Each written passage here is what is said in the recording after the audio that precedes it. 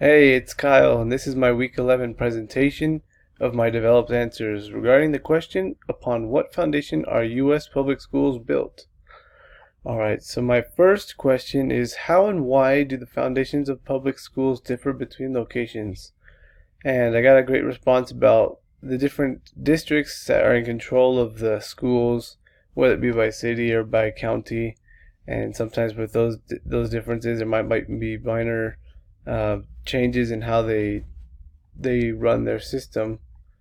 And another idea was the money and the budget differences. Some places are a little poorer, or some places have a lot more money to be able to do a lot more stuff. And particularly in the field I'm trying to go in, which is the music field, that's one of the first things that are cut if there's not enough money. So I could definitely see that as being a potential problem. And the last idea I had was about the cultural differences across Americans. Different people live in different areas, and uh, depending on the neighborhoods that the schools are in, there might be a different culture that surrounds the school and influences the foundation of that particular school. All right, my second question are, what similarities do public schools foundations have with the teaching of the church? This is a really cool question. And one of my classmates responded with this quote from David A. Bednar when he quotes Gordon B. Hinckley in his book. It says, "As the door closes on one phase of life, it opens another. It opens on another, and we must continue to pursue knowledge."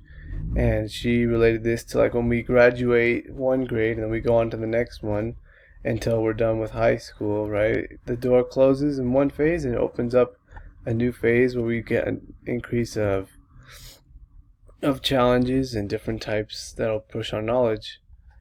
And another thing that they have in common are they teach us to be law-abiding citizens.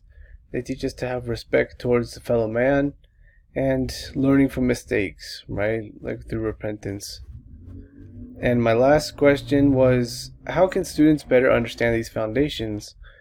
And one of the responses I got was looking at the whole picture.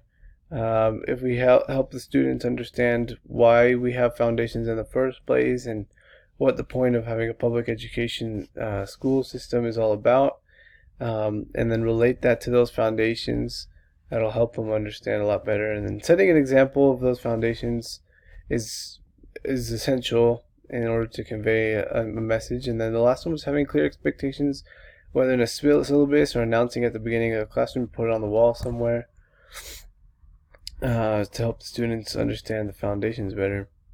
And that's all I got. Thank you so much for watching.